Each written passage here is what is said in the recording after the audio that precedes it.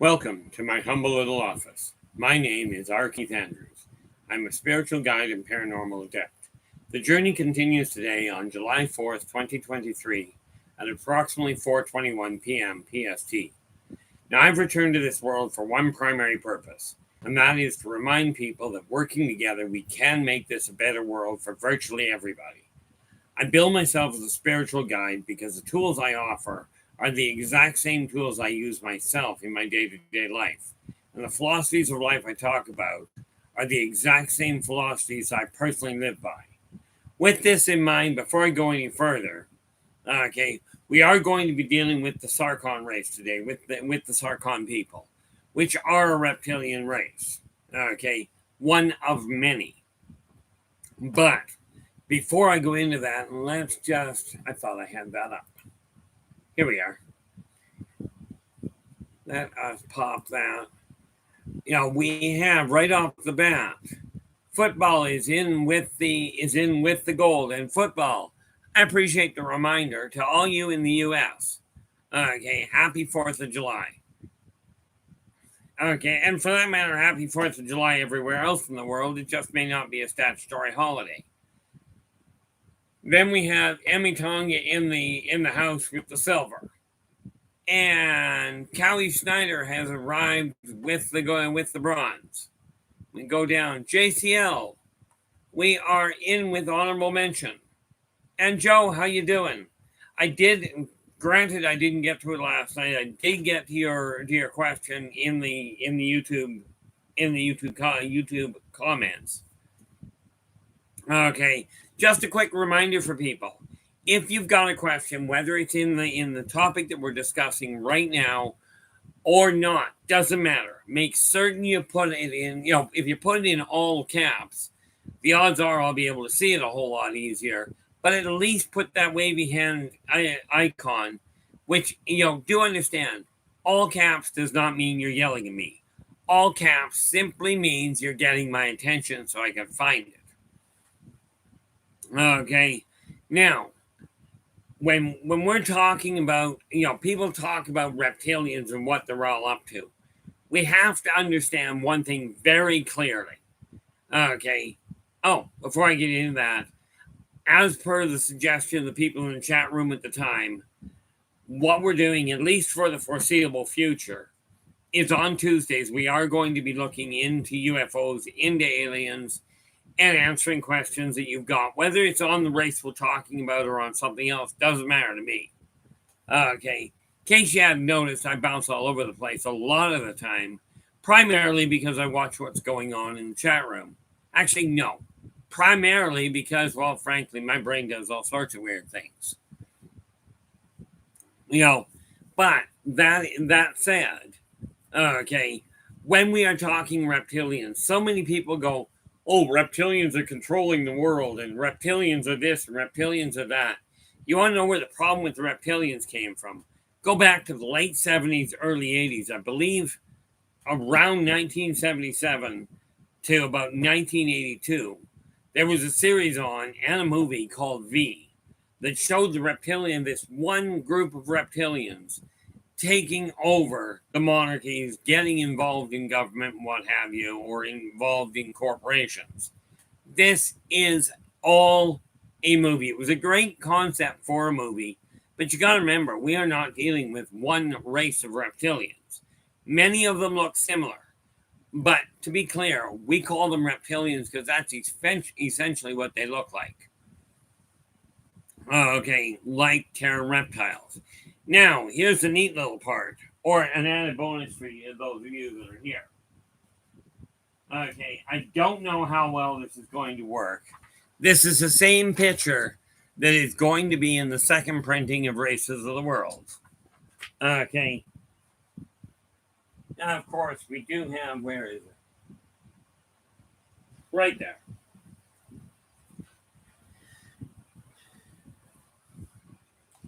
First and foremost, yes, that is in print, available, signed in your hand. Quite seriously, it's to ship this one, and I really should look at that. Actually, if I look at I used to, oh, I know where I put it. I don't want to stick my foot all the way in my mouth. So, we go into my file here.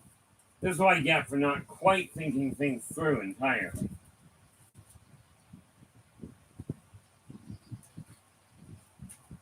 So I pull up a sheet, hopefully.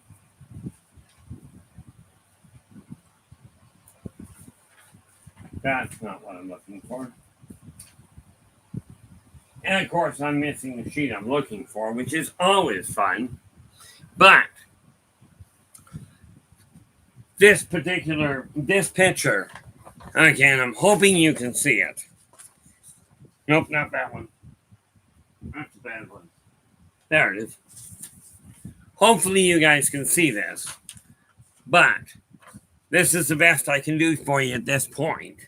This is the same picture that will be in the second printing. Okay, this is your Sarcahn. Okay, now these guys range anywhere from 8 to 14 feet. Okay, and yes, they do have a talon, but a tail. It is a weaponized tail. It's primarily used for balance, but they can use it in combat. And as you can see, these guys have some pretty horrendous talons. Okay, not to mention the brow spikes. Now, these are the Sarcahn I'm talking about. You guys may know them as Alpha Draconis or Drakes. Okay. Where are we here? Just looking what's being said here. JCL had the day off work, mowed grass, grilled a steak, drank a beer, been downright American day. I got a really bizarre question for you, JCL. Is there any other day, when you live in the States other than an American day? It's kind of like I live in Canada. Every day I'm here is a Canadian day. Okay. Except for the nights which become a Canadian night. But when we're dealing with the Sarcahn, okay, now, like I said, you call them Alpha Draconis, you may call them Drakes, you may call them just straight Reptilian. Okay, but the reality is they are they're a very diversified people. Some of them are creeps, some of them are really decent people. Almost all of them, aside from physically having no choice but to look down on you, these people don't want to conquer anything. They just want to they just simply want to run everything after the fight's over. The neat part there, Cowie, first and foremost, like Cowie's asking, what do these reptiles want with humans? The Sarcahn themselves are simply waiting for mankind to destroy itself again. Okay, they will rule over anything they can, but they're not interested in wiping the population out. They're not interested in enslaving it. Okay, and of course, with the consortium in the way, they're not going to be bridging that gap and forcing the issue. Okay, unlike some of the reptilian races, the Sarcahn are quite happy just watching people and going, look, if I show up here, you just treat me like I'm royalty. You just bow down. You fear me because of my size, because of the fact I got talons that are just insane. Okay, but they're much more into the intimidation factor based on size. This is not a combat-based race. Although I will tell you, you pick a fight with a 15-foot reptile, the odds are you're in serious trouble. Okay. And like I said, the picture's not great because of we're dealing with a printer. Okay. But if you take a look at it, just right there, you see the size of the horns. These guys are not nice to play with. Okay, because by the way, with their strength, they do have the power to cut through concrete without even blinking. Their strength level will tear a battle tank apart just by grabbing hold of it and ripping the top off Okay, this is just some what they did, but what you got to remember with the Sarcahn, and this is why I watch them, this is why I talk to them, because they did something remarkable. Centuries, well, no, millennia back, they had a massive empire spanning light years.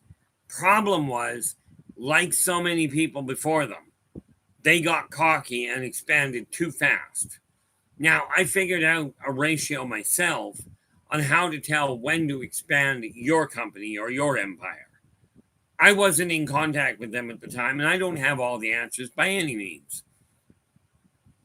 Besides that, if you think mankind is a volatile race, you should have seen these guys in their infancy. Okay, but they expanded their empire so fast that eventually they couldn't keep supplying the outlying reaches. So they cut communication and abandoned a good third of their empire. In that third, okay, from different sectors, the Kamalians, the Tormenon, and the Shazazian all evolved. Their common ancestor is the Sarcahn. Okay, and you will find as we look at some of the other races, you will find a similarity with them. Okay, but these guys, the Sarcahn don't even look at mankind as a food source, because in their eyes, there's just plain not enough meat on the body. Okay, so with them, you really might want to take a look and just ask yourself, if there's no functional value, why bother with it? Mankind does not have the technological capacity to even penetrate, to effectively penetrate the Sarcahn hide. Okay, much less, well, they do, but you're talking about pretty heavy duty weapons. Your standard pistols, your standard rifles, they're going to bounce off Sarcahn hide. So Sarcahn don't have any fear of what mankind can do. Yes, a clean shot could punch a hole if you hit the eye. Okay, and the eye is open at the time you hit it, but if the eyelid is closed, number one, you're not getting through even the eyelid with a low caliber weapon. Okay. How you doing there, Ryan? Glad you could join us. But the Sarcahn, they spanned out, and they didn't bother terraforming planets. Okay, they just simply landed on them, and because of where they came from, okay, they were much more suited to conquest if they really desired it. What they did, though, is they went, okay, we're setting up a city here. And they didn't bother asking anybody. They just went, we're sitting here. And they just defended their city, claiming what they required as they grew. But they never did what humans do. And many other races. The Sarcahn never landed on a world and went, we're going to wipe out the indigenous people. They went, we're setting up here. And if the indigenous people had a problem with it, the indigenous people would try and attack the Sarcahn, at which point the Sarcahn would defend themselves. Okay, and this is one of the biggest differences between the Sarcahn Empire evolution and mankind's efforts. Because mankind has this brilliant idea that as you expand, conquer whatever you're coming across. This is a bad idea. Humans have a tendency of going, let's shoot at the aliens first and then ask if they're friendly. Now, I don't know about you, but if somebody pulls a gun on me, I'm not asking if they're friendly, and I'm certainly not going to be thinking that I should be friendly to them. Although, oddly enough, I usually am.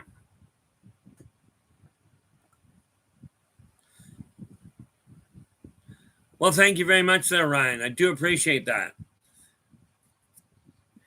For those of you that are joining us, oh, by the way, I did start today. I put out my first upload in literally a couple of years, but I do fear that fear is the wrong word for it. I suspect the volume is way too low. And yes, I will be watching for comments on it because I don't know how to correct the volume problem, including that one. Anyway, if you do like the stream, do give us a thumbs up, do subscribe to the channel, and then if you would be so kind, absolutely share the daylights out of it. That would be really appreciated.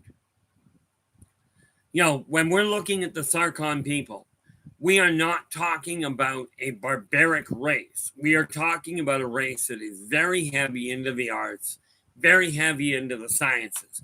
Yes, even their weakest scientist is absolutely deadly in hand-to-hand combat. Of course, you got to remember, at 14 feet tall, they slap you, you're in trouble. Okay. Even if they do that real gimpy slap where you don't know how to fight, you just kind of, slap this way.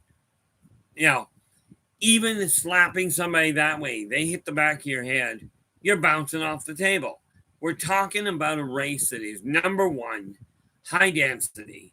Number two, they live on a world that is high gravity. And number three, they're not interested in a fight. So if you bother them too much, they may backhand somebody away from them, but that could put you a block down the road. So the Sarcahn are not they're not a threat to mankind because they've got no interest in being a threat to mankind. The Drake was way down the road. I actually met the Thrazazian before I ever met the Sarcahn. Okay. But I was introduced to the Sarcahn one day at one of the meetings that I was at on the consortium flagship. And yes, I understand that sounds completely science fiction. Okay, I understand that all too well. But I literally met them face to face. These are a people that are extremely gregarious, very high energy. You don't want to get involved with them even at a decent size, like even at the size of the Anunnaki. You don't want to deal with the Sarcahn in battle. This is just a bad idea. Okay, I certainly appreciate that, Cowie. And Shadow, how you doing? Glad you could join us. Now, where is what I'm looking for? That. It's on the wrong side of the monitors again. So we go there. Let's blow that up a little so I can actually see what I'm working on. And this is the stream to Shadow's YouTube channel. So absolutely, when you get an option, do drop in, give them a listen. Whoa, that was wrong. What the heck did I just do there? Let me copy that.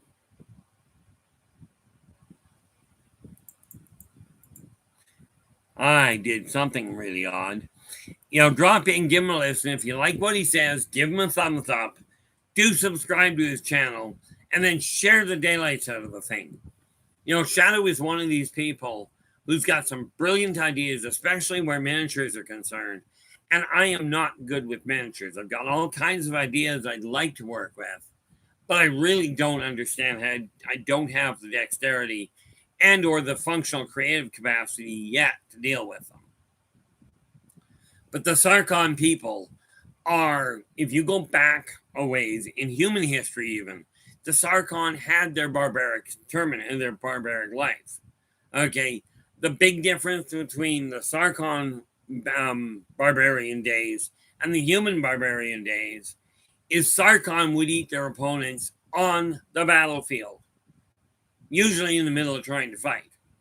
If you take a look at it, picture this going toe-to-toe. Do you think this is going to be a polite fight?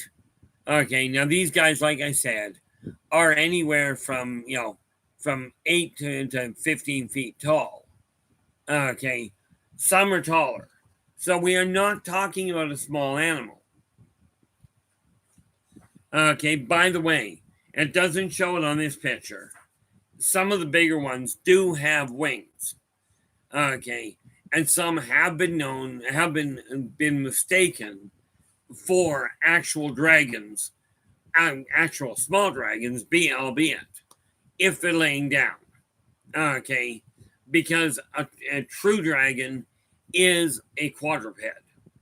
Okay, well, I guess they're technically bipedal. It's just their front paw and their front legs can be our hands as well. One of the things that we have to remember, okay, is so many people look to the stars and go, why don't they come down here and straighten us out?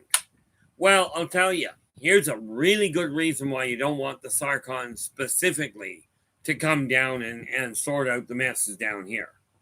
Because their method is real simple, and it solves two problems with one swing. They will come down. If they figure the area is overpopulated, they're not interested in going, let's try and terraform it, let's modify things. It's like, okay, you want us to solve the problem? No problem. Come on, guys, down here, down to Earth.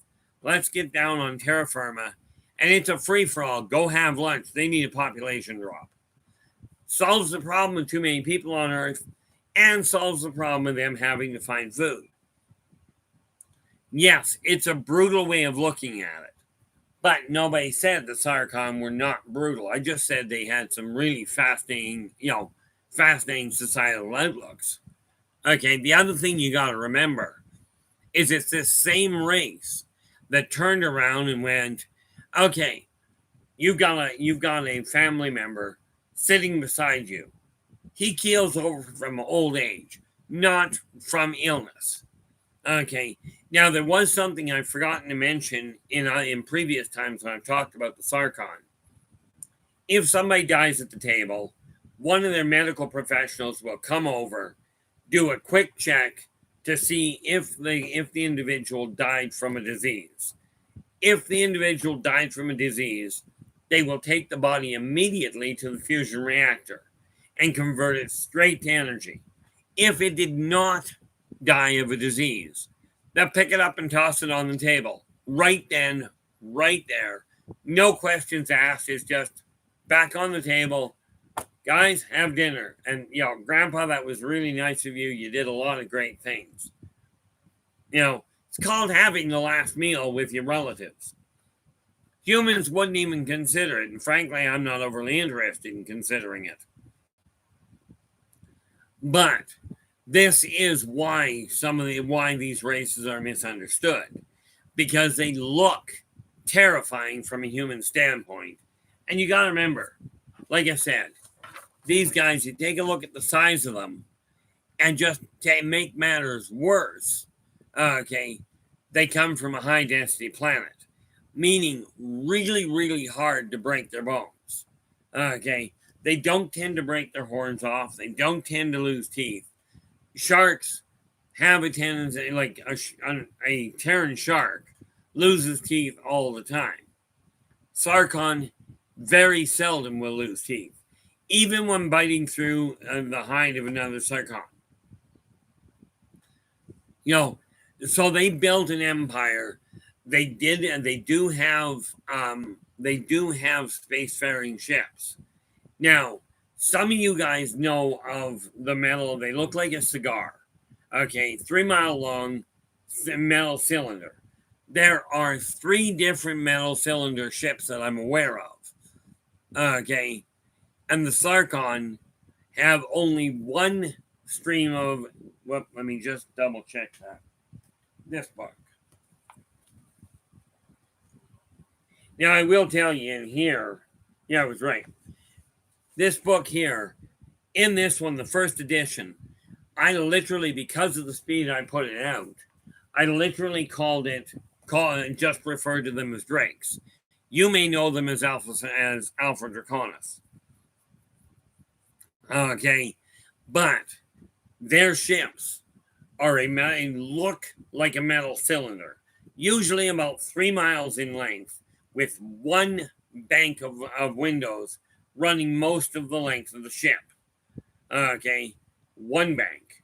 There are 2 other types of the metal cylinders, that is. Okay, One of them has two banks of lights or of windows. The other one has none. And we will get to those two later. Okay.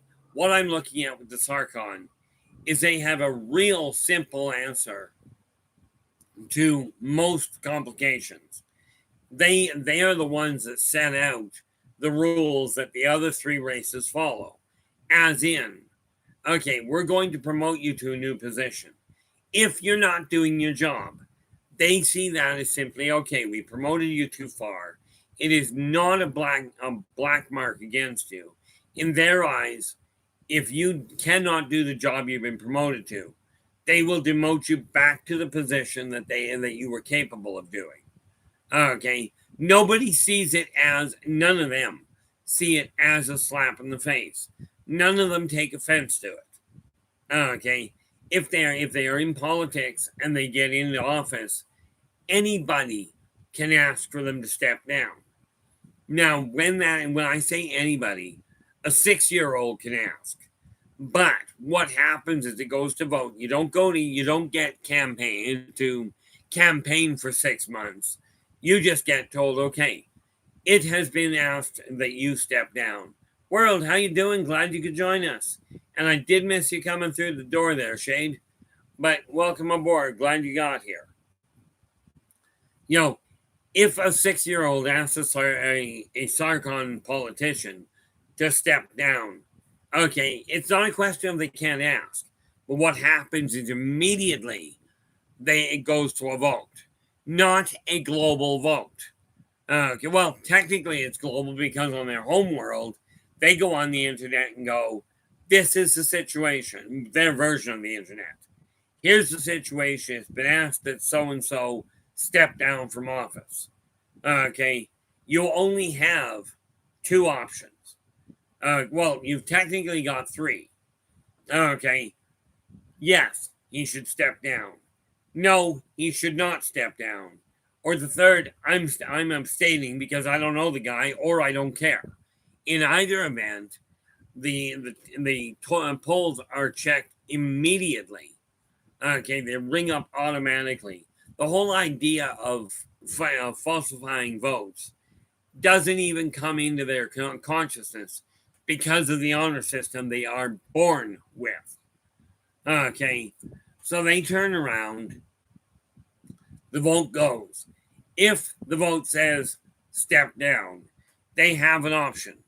Okay, the Sarcahn politician has an option.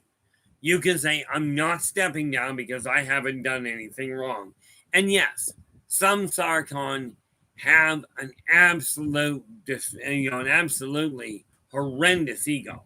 And some of them will go, I'm not stepping down. Problem. If they step down, no harm done. They can run again for office later. If they don't step down, they are terminated on the spot. And it's not a question of, oh, they were mobbed and therefore people are going to get charged. No, they refused to step down when public asked them to, so the public solved the problem. And since Shadow is here, Shadow is here, but World just came through the door. And World, I do apologize. I was planning on being in the chat room the other day. It just unfortunately didn't quite work out that way. But this is World and the link to World's YouTube channel. And as you can see, he comes on Sunday at 8 p.m. Central, also known as 6 p.m. Pacific. Okay, so do drop into his channel. And if you like what you hear, give him a thumbs up and subscribe to his channel. Share the daylights out of it. Okay, that would be really, really appreciated. Okay, now, from my standpoint, I'm looking at the world going, how do we make things change? How do we change things for the better?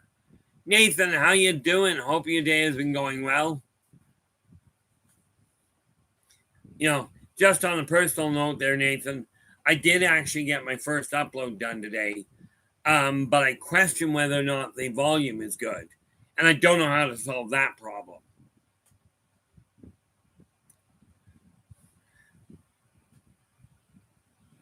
Oh, yeah. World goes. That's also known as 10 p.m. Eastern. So when we take a look at the Sarcahn, understand they take a look at their world, and go, we've got to improve it. So they start making adjustments. They don't care how old you are. A 4-year-old can come up with an idea on how to solve something, and it does happen. These guys are fully functional within the first 3 months.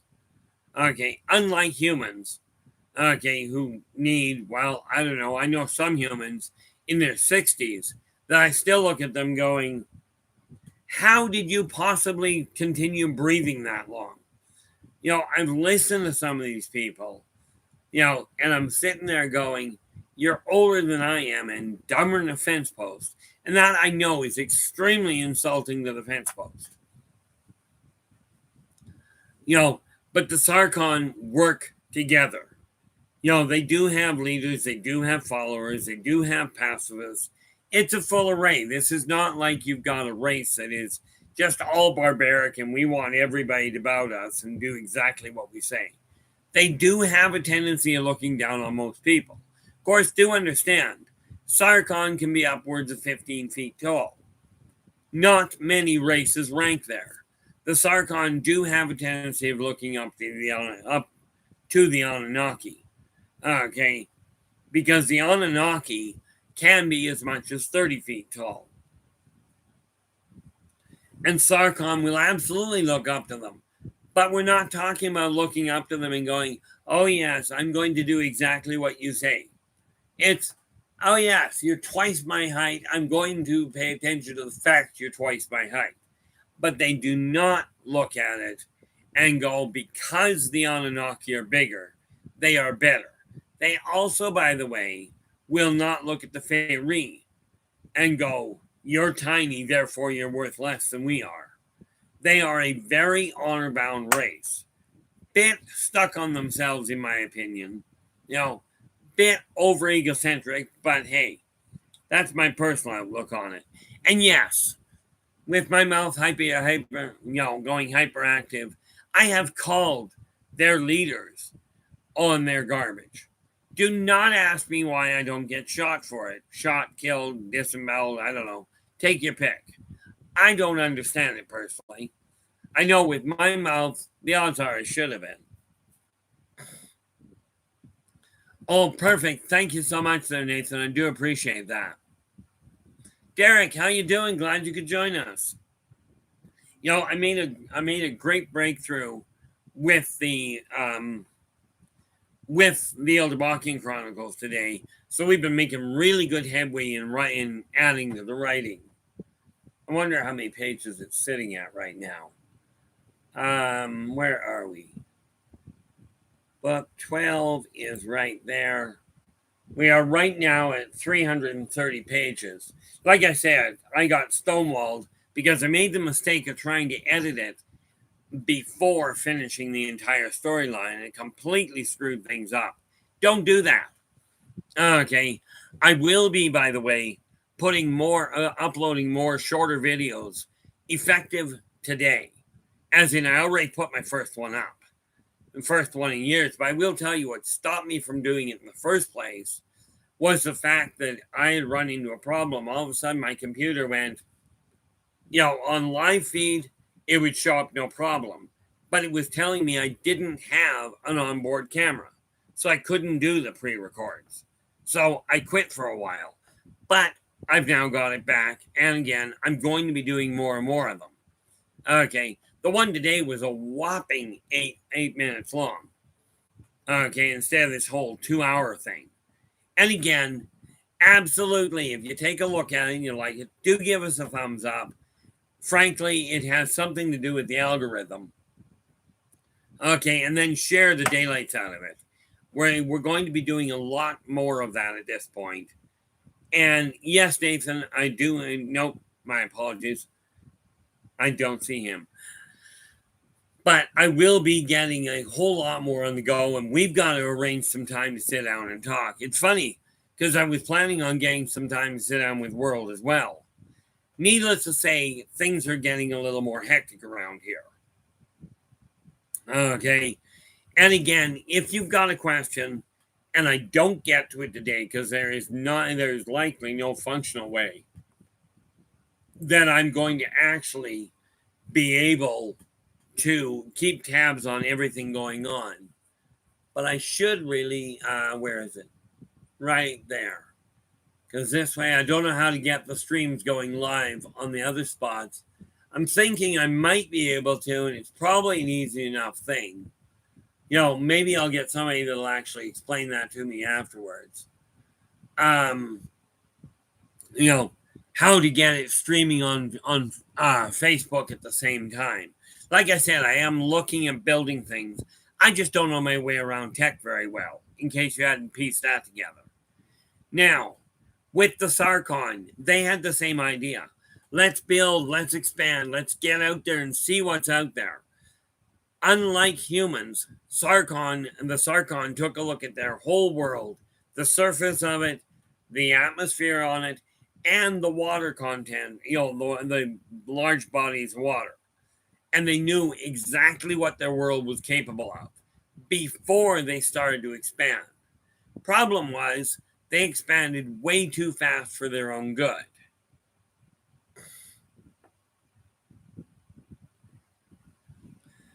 Um, 64K, heyday, how are you? I am so glad to hear that. My problem is I had Dave actually help me set it up. Dave from Spaced Out Radio. I don't know how he did it. Okay, again, this is a hiccup in my technological understanding. Apparently, there are other things that can be done with PayPal as well. But this is why it's going to be a effort in progress. To give you an idea how my life goes, this morning, never mind yesterday, let's get that book out of the way because I can't read. Actually, I can read, but I don't have X-ray vision. I got to bed last night. Today? Got to bed last night at midnight, was up at 2 o'clock in the morning, and was up and writing until 6. Okay, then I grabbed an extra hour's sleep just after 6 until roughly 7.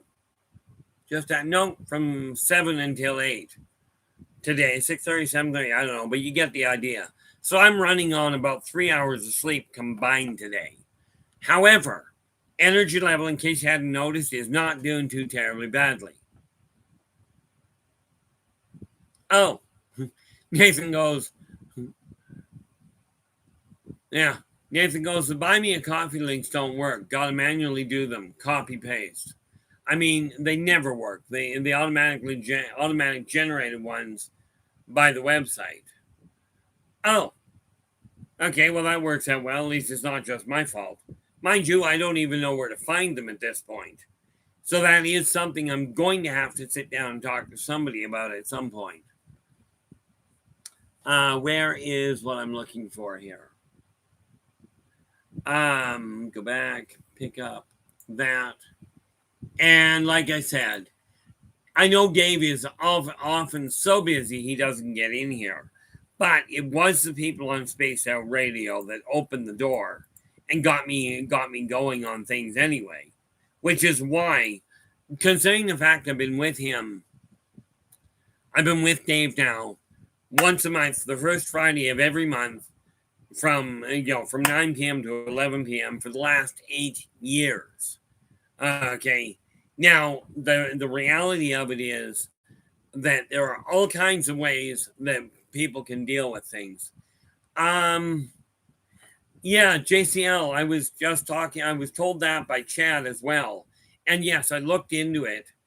I've just, the qualifications that I read, and I do believe that Chad will be able to corroborate this, or anybody else for that matter, is I need 500 followers. We've got that. We're pretty close to the bottom end. I understand that, and it fluctuates a little. Hopefully things will start to change on that, because I am still targeting this whole idea of hitting 1,000 by the end of the year. But I need the 500 subscribers, 3 videos uploaded in the last 90 days, Well, I just put one up today, and the next couple of days, we are on Tuesday right now, so there is no doubt in my heart that by the end of this week, I'll have the 3 up. Then I just got to look into a few other things and see if I've got everything going on about it. I don't understand the way it works, but I do appreciate the input there, JCL. And this is one of those things where a big company has gone and done something bizarre. Okay, they turned around, they had everything set. You've got to have this much. Now we're going to lower the limits.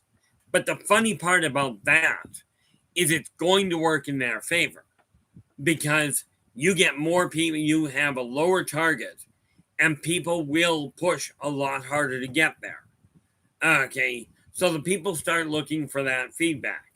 In my case, the number of subscribers doesn't really, it matters in as much as that's how I tell whether word is getting out.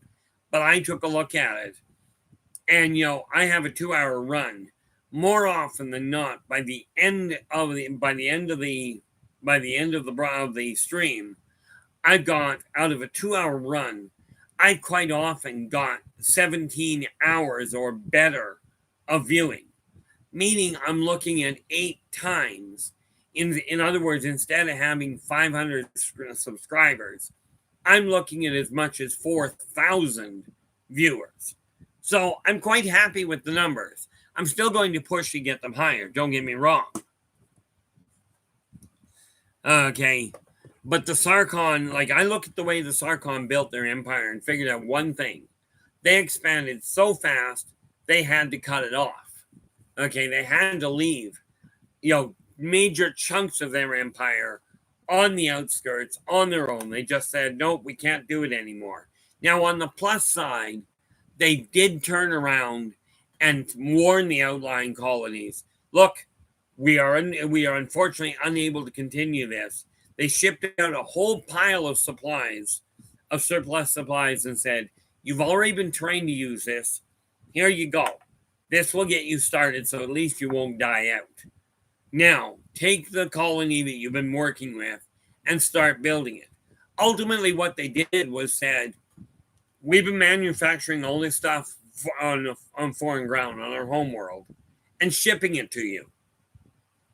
Here's all the material. Here's the building machine, the building equipment. Here's the manufacturing plants. Put them up, you know how, and start doing it from home. And I'm telling you, if mankind would learn this lesson and bring the manufacturing back to their own countries, your economies will boom. Okay, you got to remember, the more people you employ at home, the more time, the more funds that are staying in the local area. And this is why I always recommend that you buy local if you can. Okay, buy local. If you're looking at gifting somebody, put effort into it. Now, I started on Sunday. I was working on this. Okay, now this, I didn't make the pot. Okay, the person I'm going to be giving this to, I do know likes her pot plant, or her potted plants, house plants. So I don't know, because the birthday is way too close to Christmas. I don't know if this will go to them for their birthday or for Christmas. What I do know is I turned around, I put the effort into it to make it my own doing. Okay, I didn't make the pot, and I'm not about to go out at this point and learn how to do pottery again. But what the Sarcahn did was they turned around and went, okay, we expanded too fast, we've got to cut you loose, but we're not abandoning you per se. They let some of their people that would have been left, that would have been remaining on homeworld, for instance, their philosophers and their religious leaders, some of them did emigrate to the worlds before they were cut off, going, yes, the world's going to get cut off, they're going to be left stranded, but they didn't leave their people alone. Okay, this is something that people have to understand, and it applies to everybody that's got a family. Okay, if you've got children that have been looking up to you, have been depending on you, and they're getting ready to move out, do not assume this means they're going to know everything that they can do. Okay, do not leave them stranded. Okay, there's a lot that we can learn from the Sarcahn Empire. Yes, it's a lot smaller than it used to be. Sam, how you doing? Glad you could join us. So I mean, I'm looking at a lot of change coming, a lot of things that we can do. And it came to my attention the other day. It came to my attention this morning that I made a shift. I made a decision a number of years ago that I never should have dropped. I never should have made the decision, so I'm in the process of turning that around again. Okay, that decision was to walk away from the consulting, walk away from the dealing with the public. I've been doing my best to get out more into the public, to talk more to people about what they can do, how working together you can help turn this world around, instead of looking at it and going, oh, the elites are the ones that are causing the problem. The politicians are causing the problem. No, they're just spearheading the problem. But you got to remember, and the Sarcahn found this out very easily. Okay, the Sarcahn found out something really neat. If a politician or a business leader says, we're going down this road, this is where I desire to go, the common populace, you, have the ability to turn around and go, no, I'm not going to support that idea. Now, yes, there is that neat little problem if you're working for somebody. Like, for instance, if you're working for the government and the government says, we're doing this, and you go, I don't agree with your policies, you may end up finding yourself without that kind of work. Let me ask you this. Which is better in your eyes? Having work that you don't agree with and getting paid for it, or venturing out and starting to work on what you personally desire to do? Okay. Now, I will tell you,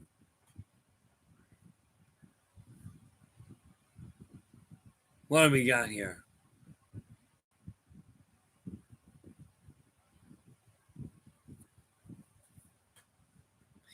From my standpoint,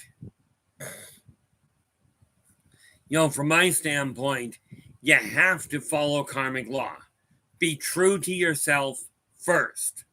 The Sarcahn absolutely figured that out.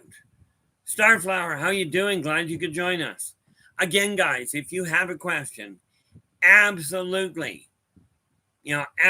come right out and ask. Even if it's not in the same topic we're talking about. Okay, but remember to put the questions in all caps so I can find them. Because unlike Dave, I have a heck of a problem trying to find them. And I'm hoping in the next day or two to figure out how to take the stream and make it go live on Facebook, because I can actually keep my YouTube channel here, Facebook up here, and the same stream here that you guys see, so I know what's going on. Okay, the whole thing from my standpoint is, it really boils down to this. When you've got something in your life you're not content with, now is the time to start altering it. Okay, now, not 6 weeks from now. Mind you, in all fairness, if you postpone you doing something for a day, for an hour, for a week, it doesn't matter.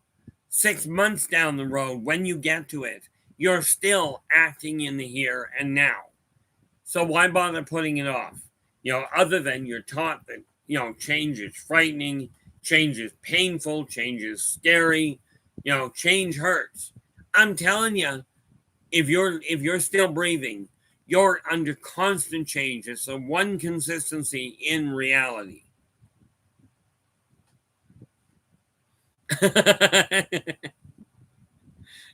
Nathan goes, I am not content with not having a speeder bike. So I am doing something about it. Just have to wait on shipping. Yeah, ain't that the truth? And this is something that I'm as bad as the next person at procrastination. Actually, I've gone down to a fine art, but I wasn't content with the way my world was. So I'm in the process of changing it. Okay. I've had too many things I put on hold for way too long. But I will tell you, I had one client years ago that she desired at 16, she desired to become a doctor. Well, life got in the way and she didn't make it. So she approached at that point. But she approached me at 52 years old and went, look, I really desire to become a doctor. I says, great, no problem, let's get on it. Now, I worked with her on a regular basis with her contacting me. And yes, I was getting paid. And quite frankly, this I do for free. Okay. The newsletter I'm putting out, I do for free. And it'll just stay that way. But do I do private consulting, personal and business? Absolutely. Not for free. But this woman, this client, she turned around and for about a year and a half, not about a year, she was talking to me on a weekly basis going, what's my next step? Okay. And she worked with me, and like I told her, I said, look, I will help you stay focused on attaining your goal. Absolutely I will. But you're going to have to do the work. I said the one thing to keep in mind is by the time you get your doctorate, your MD, you're not going to have a lot of time years left before you hit the age of suggested retirement. Okay. Well, as it turned out, she went back to medical school at 53 and got her MD at 60. Okay. Goal achieved. And as she put it, the fact that I stayed on her back, whenever she phoned and she'd come up with a little bit of worry on it, I'd find a way to help her find a way to make it happen. Okay, to get refocused. Now, I'm doing the same thing with myself. Okay, I just came across a piece of information, a memory, that absolutely was mind-bogglingly simplistic for me. Oh, there we go. I love this. I watched the cross chatter, what they call cross chatter. I call this just family, right? Yeah, yeah, Nathan. Make sure you put a real good front armor on that thing if you're going to run it into a tree. Either that or a good set of blades. Take your pick. But I love the way you put that. It was the speeder bikes from Return of the Jedi. The ones that kept running into trees with. And I mean, it's absolutely fantastic. What's not absolutely fantastic is my flaming temperature here. And I have yet to figure that one out.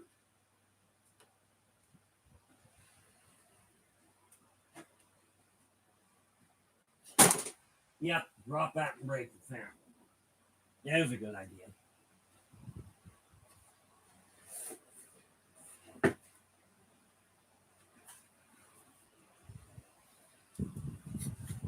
I've got the front window open here. Mind you, that's probably an idea.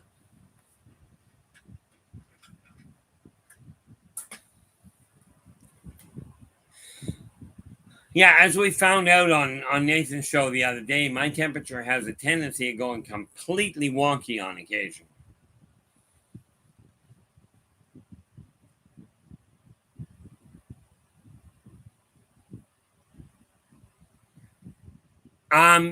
Football, that depends on your definition. They are so much milder now than they used to be. Okay, this past winter up here, we had, I think, 4 days of snow. It averaged somewhere between 10 and 20 below. Okay, which would be, -8, -12 below Fahrenheit. Okay. Oh, heavens no, Starflower. They are on the East Coast. I'm on the West. Okay. So they can't get much further from me without going straight into the water. Yeah, in answer to your question there, Nathan, that's what this is. Okay, this is just water. Much as I like my coffee, I keep this handy, and I've got the electrolytic balance, which I also use to keep myself in track.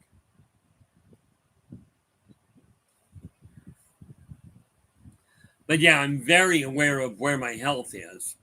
You know, I was really unhappy there, Nathan, the other day when I was on and my blood pressure all of a sudden went boom through the roof. You know, neat part about it, when I take a look at the Sarcahn Empire, they have similar problems. Some of their people have blood pressure problems. Some of them end up with diabetes, that sort of thing. This is not something that is just a human illness. Okay. They may not call it diabetes. Okay. But it's the same idea. Yeah. Nathan goes, taking my own advice and drinking water. Of course, by the look of your spelling there, Nathan, I'm just picking on you. You're also stuttering while you're typing.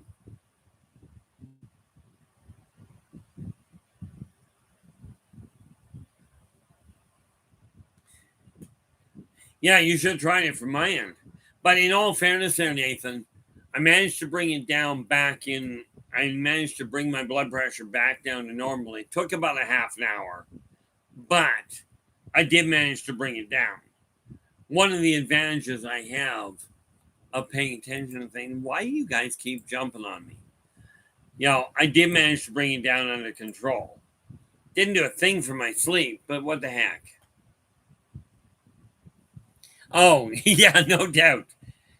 This is why, see, I've got a laptop that I work with, but I can't feel the keys on the laptop. So I've got an extended keyboard. So I've got an external keyboard that I use that I can actually feel the keys on. Still doesn't work well when my left hand starts to complain. But this is why when I'm looking at things and I talk to the Sarcahn because they know how to build an empire. Okay. They didn't build it by advertising, by the way, so they're not much help there.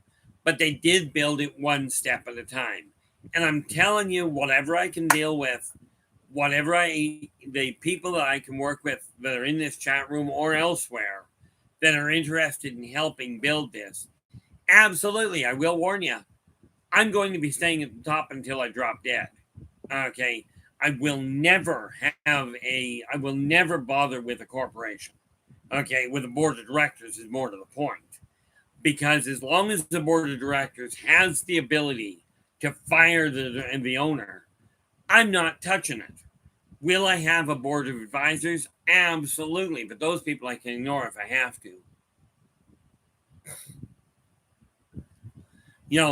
The neat part about it, and this is why I'm going to be talking to people, I think you being one of them, Nathan, I've got a couple of projects I would love to have built. Okay, but I have no idea regarding Terran technology how to make it happen. I've got built here, and for that matter, on paper, and I got this one actually from the Sarcahn.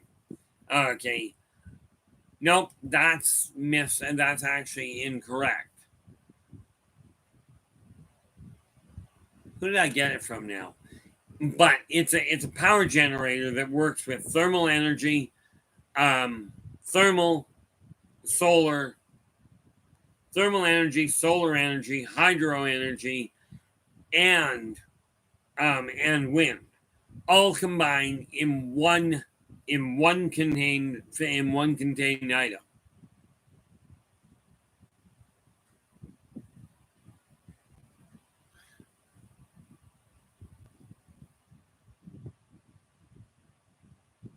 I take a look at what you're doing there, Nathan. It's just fascinating how well you can turn around and do that. It's kind of like watching Shadow and Sun build some of their miniatures. Myself, I write. Okay. Starflower's asking why are so many non-humans interested in us? Because of your abilities? Not because of mine. Okay, my abilities, where that comes in handy, is the fact I will not look at another race or any individual as a lesser individual. I do not register anybody as better. But all the races are so interested in humans because human society on Earth, okay, what you may call, you call Earth, you may call Gaia, you may call Mother Nature, okay, you could call it terra firma. There's all kinds of different names for it.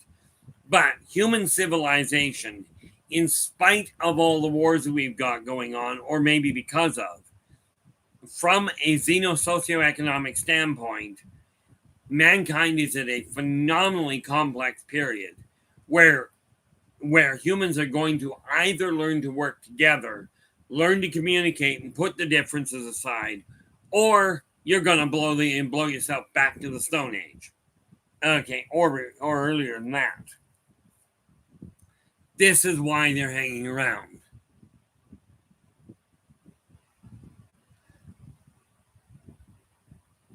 Yeah, Nathan's going, I've lately wondered why I haven't had more visitation by off-worlders. I want to be social with them, personally, I mean. And I'm not one that can give you an answer. I've had one situation where I turned around and went, look, this guy's really trying to make connection. I've had one person where it was not only confirmed by me and him, but multiple other people confirmed that he managed to get off the world and deal with them face to face. But that's one in 60 years. So am I going to say I'm good at arranging connections? Not in the slightest. I'm good at putting my foot in my mouth. The only question I always have is how am I going to get that second foot in there with it? Okay. So, I mean, from my standpoint, it's a real simple issue. I can tell you that you are being watched. If you think Big Brother, aka the government of whatever country you're in, is keeping tabs on you, they got nothing over what the off-worlders have. Okay, if you're worried about being chipped by the government, you got one of these, you're already chipped. They already know where you are. If you've got a computer, they're already all inside your life. They already know. Now, here's a neat little kicker to it.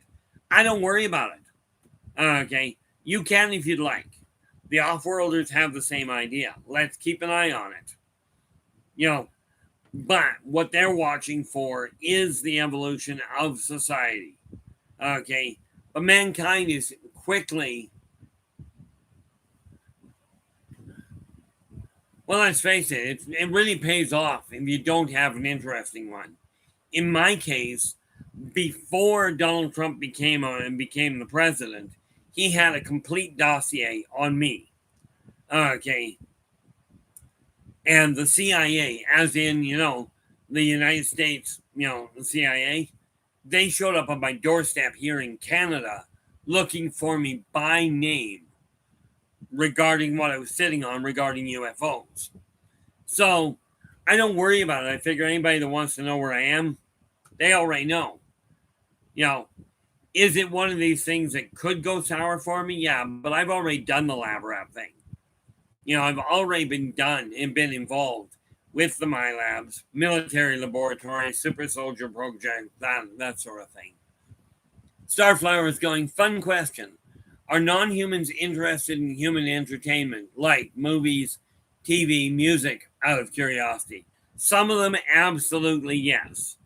Okay, although many of them are very confused with why people don't take the movies for what they are. And by the way, according to the off-worlders, the science fiction and the science fantasy movies, those are not movies. They aren't just entertainment. They're ways for people in the know to let you know what's possible. Okay, and it's time in many of their viewpoints, it's time for people to start realizing this.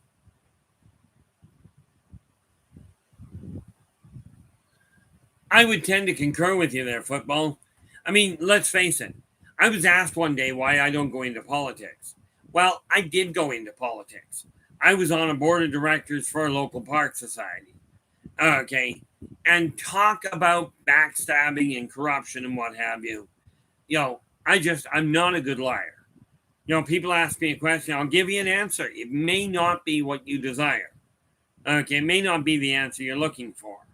And sometimes that may make sense to me. It's like, okay, you didn't want to hear that. Well, you probably shouldn't have asked. But no, some human entertainment is very enjoyable. I think one of the funniest ones I have, one of the sports that I know off-worlders have an absolute joy with is literally what as children we call wall ball. With the consortium, they have something they call 0G wall ball. Actually, that's not what they call it. Let me just call that up. Race of the World. There we are. Entertainment. Where is it? There we go. Blow that up so I can actually give you the name. And yes, this is included. This is actually included in the second printing of Race of the Worlds. Okay, they've got the Galactic Consortium has a game they call Wormholer. Ultimately, it boils down to 0G wall ball. Okay, they've learned and implemented something else they call the Xenoaxion Intercordian, also known as an interspecies social mixer, a party. These guys like the fact that humans have a tendency, even in the most adverse of times, humans have an ability to relax. Okay? And yeah, some of us are better at it than others. Some of us haven't got a clue. I'm told I need to relax more.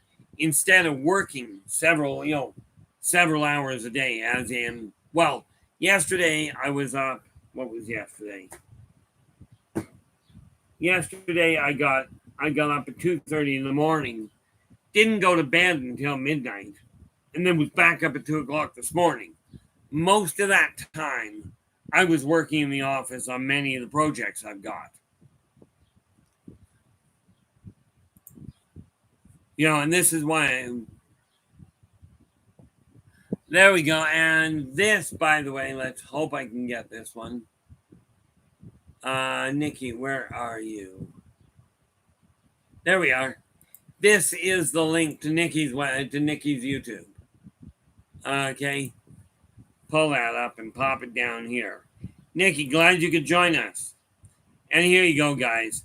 Again, drop in, give her a listen. If you like what she has to say, absolutely give her a thumbs up and, subscribe to the channel and share the daylights out of it. Okay. The really neat part about all of this, all of the people in this room, every one of you, I'm absolutely certain, has a goal you would really love to get involved with. Okay, that you would really love to bring to fruition. Now, from my standpoint, it boils down to this. How do we take your life, your goals, and start pointing you in the direction and finding a way to encourage you to get up, pick up the tools that are available, and start making it happen? Okay, like Nathan, he goes, I desire to have a speeder bike. Okay, so what does he do? He goes, okay, how do I do it? Get this piece that I don't have and order it. Okay, now I'm in the process of writing. This blank chunk of wall up here, that's actually a closet door. But I just ordered the posters from the back of 2 of the books, from the Birth of the Wolf Pack and the end of an Epoch. Okay, I've ordered both of those. They'll be going up on the wall as soon as I get them in the next few days.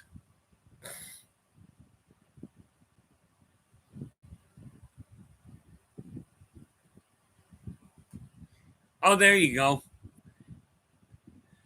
The nice little part about it from my standpoint is with the people in this room and with the support I see you guys give each other almost every single day.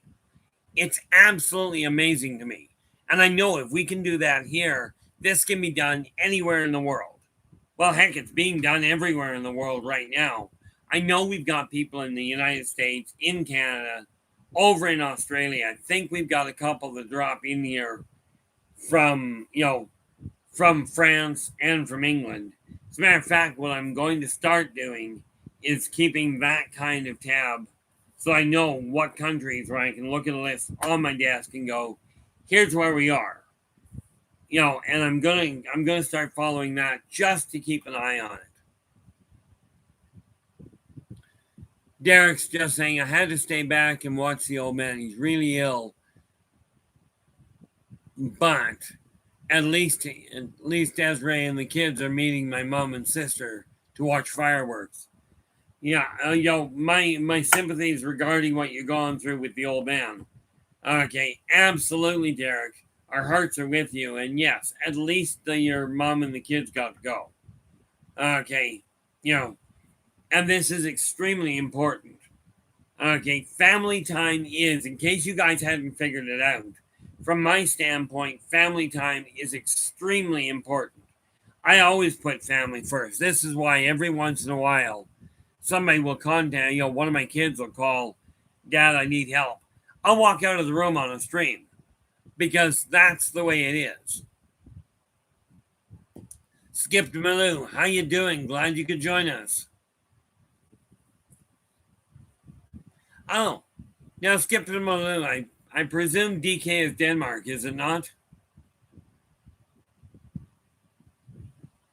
That's an excellent idea there, Derek. Don't do what I did when I was a kid, when I was a young adult. We used pipe bombs. Made a lot bigger bang, but not so much in the way of the light shows. Thank you so much. I do appreciate that, Skip Malou. Because I do. The reality is, I'm what I would personally classify as an amateur statistician, as in, I like knowing the areas I'm working with. So I'm just going to start marking down what countries people are actually listening from and just add them as I go.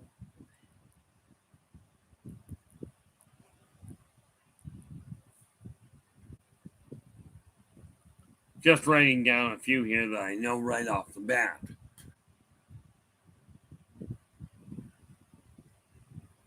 Yeah, it's amazing with the prices. The sad part is this. Okay, and I found this out, especially with the food out here. In Canada, it costs a fortune to buy vegetables, and it's pocket change to buy candy and pop. To me, it should be the other way around. Now, I know I was talking to a friend of mine in England, and according to him, it's pocket change to get vegetables. But if you want candy and pop, it costs a small fortune. In my opinion, that's the way it should be. Yeah. Well, if there's any consolation, Nikki, I haven't bought fireworks since I left home, and then I didn't buy them. My dad did.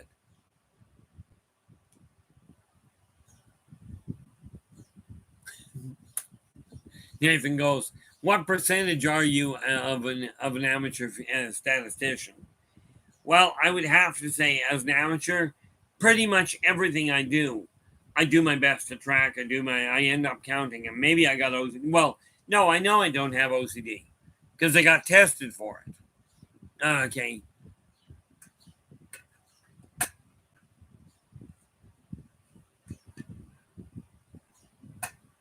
Yeah, Skip to Malou goes, potatoes. I'm not sure what you were really trying to say. I know what you typed or what showed up here was potatoes digged up today. First time F inflation. So I'm not entirely certain what you were aiming for there, Skip. But I do agree with you. I do recognize the idea that people keep pushing prices up. What I did, where it came to the pricing, and talk about doing things against the grain. Inflation's going on, people are raising prices, and then complaining things are getting out of hand. So I did the absolute bizarre opposite thing. Now understand, I've actually got 40 years of professional consulting, both personal and business. And I was charging, up until about 3 years ago, I was up to charging $180 an hour. Okay. Well, when lockdown happened, I'm looking at it going, the people that require it cannot afford $180 an hour. Okay. So I turned around and did the exact backwards thing. And I took my consulting fee and shared it in half. Okay. I went from 180 an hour to 90 an hour. Okay. But the only thing about it from my standpoint is I'm not about to tell you just what you want to hear. I gave up on that idea. It doesn't really work.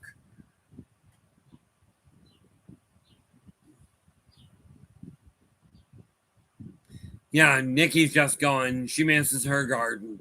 Used to dig up all kinds of veggies and herbs. Used to grow all sorts of fruit trees. Okay, I'm guessing you don't live anywhere near that.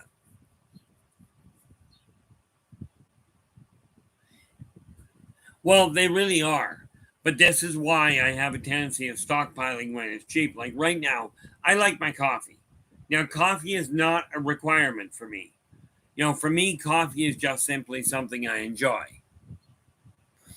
I'm guessing there, Nikki, that you don't have that your balcony doesn't provide you room to grow vegetables. In my case, the balcony faces the wrong direction for one thing. Much more importantly, I'm really good at gardening. I can kill an air plant in 3 days.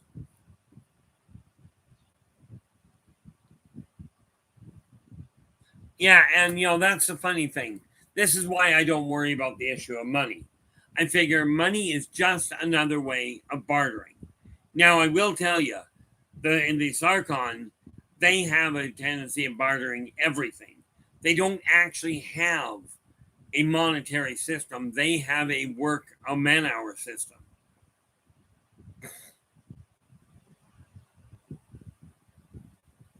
Yeah, I remember years ago, Derek, my in-laws decided they were going to be real bright. They had a huge garden, and I guess they didn't know what they were up to. Well, according to them, they didn't realize it. But they bought 6 zucchini plants and planted them in the garden. Tell you, we had zucchini coming out all over the place.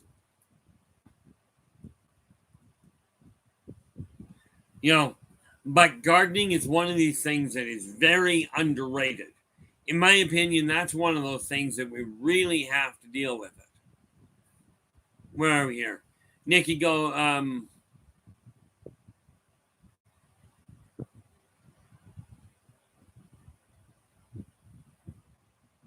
Oh, that's an excellent idea. You know, Nikki's just going, if you use copper wire in the garden, the energy into the plants is incredible, huge yields. I will have to talk to my other half, not to my other half, but to my ex. Um, my ex loves gardening and she works in pots all the time, right? But I'm guessing from that and from what you're saying here, I'm guessing that we're talking about you take a coil of like a small coil of copper, bury it in the dirt. Okay, essentially surrounding the roots. Is this essentially what you're suggesting there, Nikki? Like I said, I pull staggering amounts of information and support out of you guys. It's great. Callie, we have Keith on dieting. Would you rather go low carb, high protein, or fasting? Thanks. Okay, number one, I'm definitely in favor of the high protein. I'm half carnivore. Okay, but I'm a firm believer. You know, I'm a firm believer that where it comes to diet, you do not cut anything specific out of your diet. Okay, the moment you cut something out, especially if it's something that you really enjoy, aside from sweets, watch the amount of sweets you're going in that you're taking in. In other words, the sugars and that sort of thing.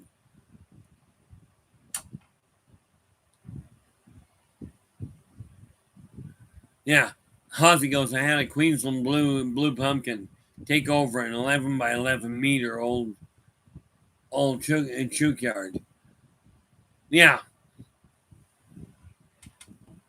See, I find fasting is this. First of all, I've got metabolism that requires a steady input. But when I go to sleep, that's when I fast. I found trying to do it the other way usually resulted in a problem. But I did find wiping protein out of my diet was just a bad idea. And I do mean red meat protein.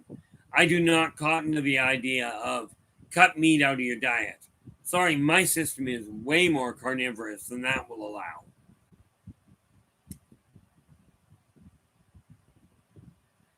Okay, I'm just looking at what Nikki's put here. I've used different metals, but copper is the thing to do. Copper, straight rod can be used. Curl the rod if wanted around a tomato steak or whatever. I've used both straight and curled.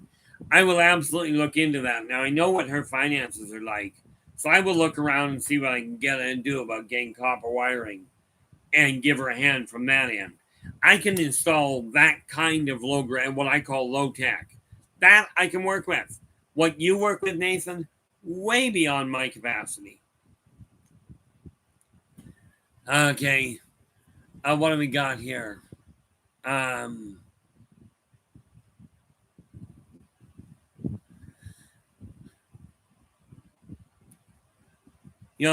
works out great. I do appreciate the insight there, Nikki.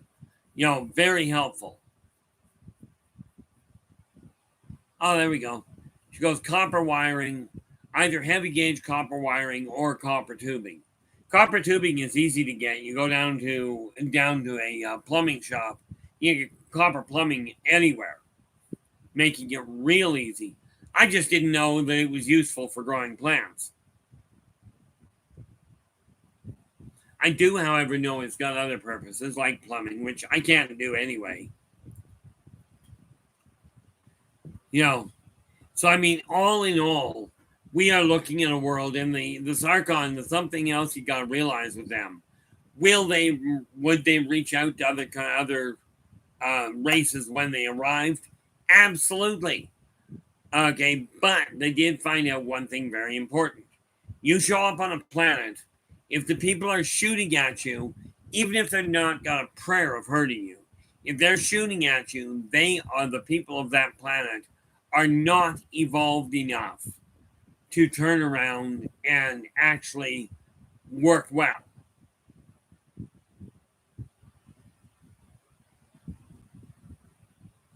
Yeah, Derek, myself, I eat an interesting combination of rolled oats.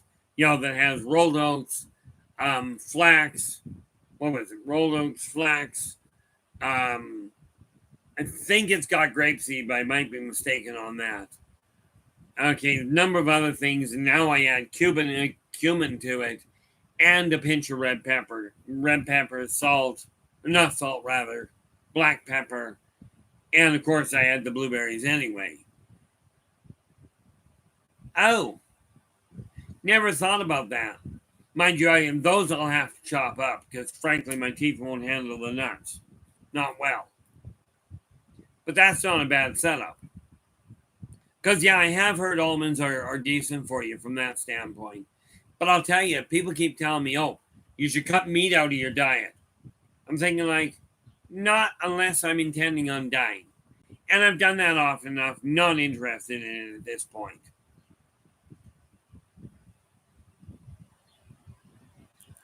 I don't know about anybody else's body, but if I'm wearing copper, my body will dissolve copper. I made the mistake of putting putting a copper ring on. I didn't realize it was copper. It was plated silver. Now this ring, the reason it doesn't dissolve is because it's sterling. But plate silver, my body will dissolve it.